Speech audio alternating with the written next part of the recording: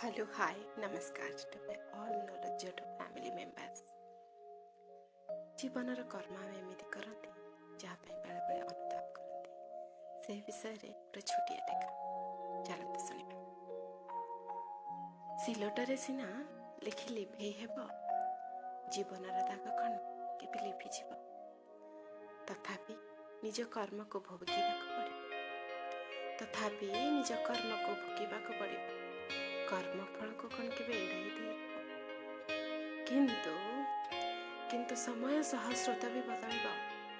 ଅପମାନ ପୁଣି ସୁନାମର ଜାଗା ନେବ। ଅପମାନ ପୁଣି ସୁନାମର ଜାଗା ନେବ। ସଳିତା ପୁଣି ଜଳି ଉଠି ସଭିଙ୍କୁ ଆଲୋକ ଦେବ। ସେ ଯେଉଁ ଦୀପରେ ରହିଲେ ବି ତାର କର୍ତ୍ତବ୍ୟ ସେ ଠିକ୍ ରୂପେ କରିବ। କାରଣ ଜୀବନ ବଞ୍ଚିବାକୁ ହେଲେ କର୍ମ ତ କରିବାକୁ ହେବ।